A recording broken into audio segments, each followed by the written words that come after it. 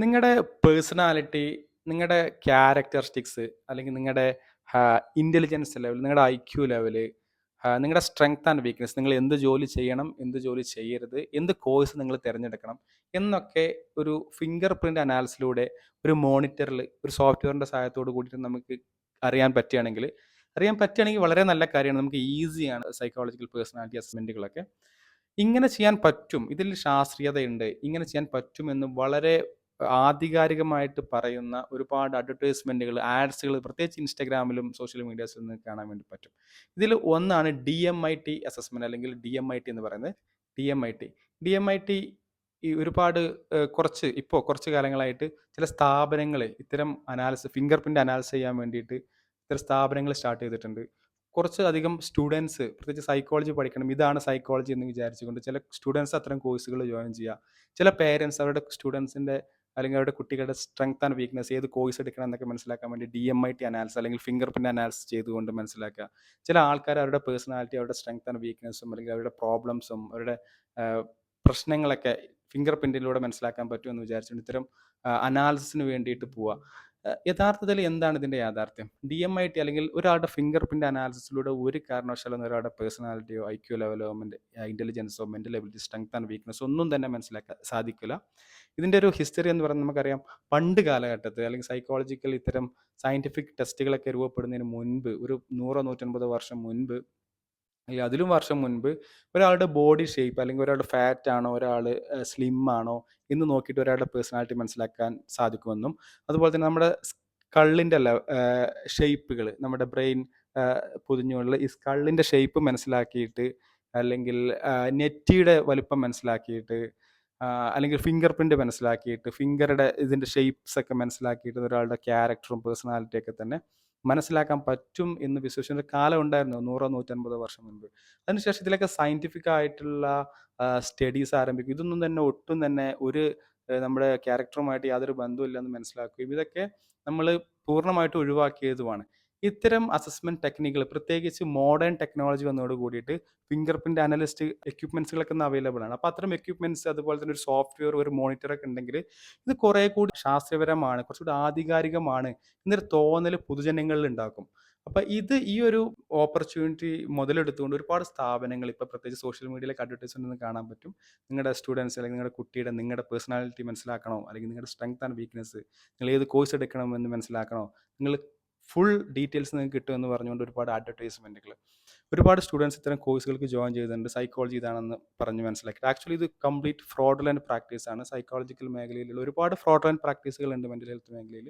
ഇതിൽ ഒരു fraudulent practice ആണ് ഇത്തരം ഫിംഗർ പ്രിന്റ് അനാലിസിലൂടെ DMIT ടെസ്റ്റ് ചെയ്തുകൊണ്ട് ഒരാളുടെ സ്ട്രെങ്ത് ആൻഡ് വീക്ക്നെസ് മനസ്സിലാക്കുമെന്ന് പറയുന്നത്. ഒരാളുടെ ഫിംഗർ പ്രിന്റ് രൂപപ്പെടുന്നത് റാൻഡം ആയിട്ട് ഒരാളുടെ ചൈൽഡ് ബോൺ, പ്രത്യേകിച്ച് ന്യൂ ബോൺ ഒരു കുട്ടി ഫീറ്റൽ ഡെവലപ്മെന്റൽ സ്റ്റേജസിൽ നടക്കുന്ന ഒരു റാൻഡം അല്ലെങ്കിൽ ചില ഓട്ടോമാറ്റിക് പ്രോസസിന്റെ ഭാഗമായിട്ടാണ് ബ്രെയിൻസിൽ ഗ്രൂസും റിഡ്ജസ് ഒക്കെ രൂപപ്പെടുന്നത്.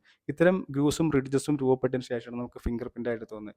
അത് ഒരു ബയോളജിക്കൽ പ്രോസസ്സാണ്. അതിൻ്റെ അപ്പുറത്തേക്ക് ഇത് നമ്മുടെ ബ്രെയിനുമായിട്ട് അസോസിയേഷൻ ഇല്ല. വളരെ മോഡേൺ ടെക്നിക്സുകൾ ഇന്ന് അവൈലബിൾ ആണ്. ഒരാളുടെ ഐക്യം മനസ്സിലാക്കാൻ, പേഴ്സണാലിറ്റി മനസ്സിലാക്കാൻ വളരെ ഒബ്ജക്റ്റീവ് ആയിട്ടുള്ള അസസ്മെന്റ് ടെക്നിക്കുകൾ ഇന്ന് അവൈലബിൾ ആണ്.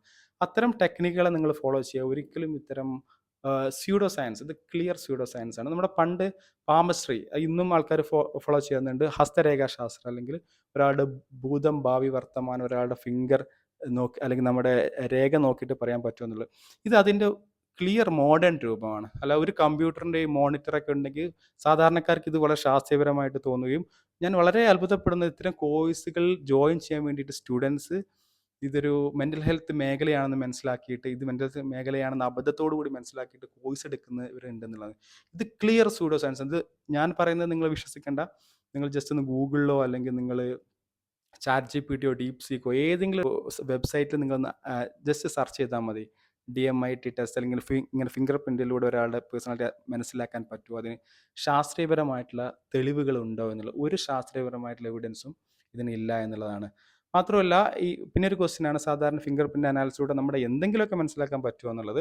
നമ്മുടെ ഫിംഗർ പ്രിന്റ് അനാലിസിലൂടെ മനസ്സിലാക്കി, ഫിംഗർ പ്രിന്റ് അതിന് അനാലിസിസ് ആവശ്യമില്ല, ഫിംഗർ പ്രിന്റ് നോക്കിയാൽ മനസ്സിലാക്കാൻ പറ്റുന്ന ഒരു കാര്യം, ഒരാളുടെ ജനറ്റിക് വൾണറബിൾ അല്ലെങ്കിൽ ജെനറ്റിക് അനോമലീസ് ഉണ്ടെങ്കിൽ, ഡിസോർഡേഴ്സ് ഉണ്ടെങ്കിൽ, ഇപ്പോൾ ഡൗൺ സിൻഡ്രോം ഉള്ള കുട്ടികളുടെ നിങ്ങളുടെ അറിയുന്ന ആരെങ്കിലും ഡൗൺ സിൻഡ്രോം അല്ലെങ്കിൽ ഇത്തരം ജെനറ്റിക് വേരിയേഷൻസ് ഉള്ള കുട്ടികളുണ്ടെങ്കിൽ അവരുടെ ഫിംഗർ നിങ്ങൾ മൊത്തം ഹാൻഡ് നോക്കിക്കഴിഞ്ഞാൽ ഗ്രൂസും റിഡ്ജസും സാധാരണ ആൾക്കാരിൽ നിന്ന് ചില വ്യത്യാസങ്ങൾ ഉണ്ടാവും.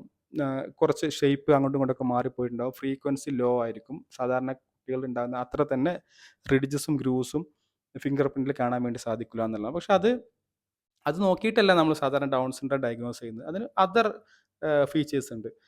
ഒരാളുടെ വ്യക്തിത്വം അല്ലെങ്കിൽ ഒരാളുടെ മെന്റൽ എബിലിറ്റി, ഐക്യു, ഇതൊക്കെ ഒന്നും തന്നെ നമുക്ക് ഫിംഗർ പ്രിന്റിലൂടെ മനസ്സിലാക്കാൻ പറ്റും. ഇത് വളരെ റാൻഡമായിട്ട് രൂപപ്പെടുന്ന ഒരു ഡെവലപ്മെന്റൽ പ്രോസസ്സ്. റാൻഡമായിട്ട് രൂപപ്പെടുന്ന ചില പ്രത്യേകതകളാണ് നമ്മുടെ ഫിംഗർ പ്രിന്റ്. അതുകൊണ്ട് തന്നെ ഒരു വ്യക്തി വളരെ യുണീക്കാണ്. അത് വേറൊരാൾക്ക് അതുപോലെ ഉണ്ടാവില്ല എന്ന് നമ്മൾ പറയും. പക്ഷെ ഒരാളുടെ ഇന്റലിജൻസിലൊക്കെ നമുക്കറിയാം നമ്മുടെ ലൈഫ് എക്സ്പീരിയൻസുകൾ അല്ലെങ്കിൽ എഡ്യൂക്കേഷനൊക്കെ ഒരുപാട് സ്വാധീനിക്കുന്നുണ്ട്. ഒരു വ്യക്തിയുടെ ഐക്യു ഡെവലപ്മെന്റിലൊക്കെ തന്നെ, നമ്മുടെ പേഴ്സണാലിറ്റിയിലൊക്കെ തന്നെ, ചൈൽഡ്ഹുഡ് നമ്മുടെ എക്സ്പീരിയൻസുകൾ, ഗുഡ് ആൻഡ് ബാഡ് ആയിട്ടുള്ള എക്സ്പീരിയൻസുകളൊക്കെ തന്നെ ഒരാളുടെ പേഴ്സണാലിറ്റി ഡെവലപ്പ് ചെയ്യുന്നുണ്ട്. അഡൾട്ട് പേഴ്സണാലിറ്റിയിലും ഒപ്പം തന്നെ സ്ട്രെങ്ത് ആൻഡ് വീക്ക്നെസ്സിൽ ഒരാളുടെ എഫിക്കസ് എൻവോൺമെന്റ് ഒരുപാട് സ്വാധീനിക്കുന്നുണ്ട്. പക്ഷെ ഫിംഗർ പ്രിന്റ് നമുക്ക് ഒരിക്കലും പറയാൻ പറ്റില്ല. അതിനനുസരിച്ച് അല്ലെങ്കിൽ ഒരാളുടെ ക്യാരക്ടർ അനുസരിച്ച് ഒരാളുടെ ഫിംഗർ പ്രിന്റ് മാറും എന്നുള്ളത്. അപ്പോൾ ഇതൊരു ഫ്രോഡ്ലൻറ്റ് പ്രാക്ടീസാണ്. ഇത് മാത്രമല്ല ഒരുപാട് ഫ്രോഡ്ലൻറ്റ് പ്രാക്ടീസ് സൈക്കോളജിയിലുണ്ട്. കൃത്യമായിട്ടുള്ളത് ചൂസ് ചെയ്യുക. മോഡേൺ ടെക്നിക്കുകൾ ഒരാളുടെ ഐക്യു മനസ്സിലാക്കാൻ, പേഴ്സണാലിറ്റി മനസ്സിലാക്കാൻ വേണ്ടിയിട്ട്, ഈവൻ ഒരാൾ സപ്രസ് ചെയ്യുന്ന അല്ലെങ്കിൽ ഒരാൾ എക്സ്പ്രസ് ചെയ്യാൻ ആഗ്രഹിക്കാത്ത അയാളുടെ മോട്ടീവ്സ് പോലും നമുക്ക് മനസ്സിലാക്കാനുള്ള ടെക്നിക്കുകൾ, ശാസ്ത്രീയമായിട്ടുള്ള ടെക്നിക്കുകൾ അവൈലബിൾ ആണ്. DMIT ടെസ്റ്റുകളൊക്കെ മോഡേൺ ആയിട്ടുള്ള അല്ലെങ്കിൽ ഈ പറഞ്ഞിട്ടുള്ള ചില ടെക്നോളജി ഇതിലേക്ക് ഇംപ്ലിമെൻ്റ് ചെയ്തുകൊണ്ട് പഴയ നമ്മുടെ ഹസ്തരേഖാ ശാസ്ത്രത്തിൻ്റെ ഒരു പുതിയ രൂപം മാത്രമാണ്. Okay, by.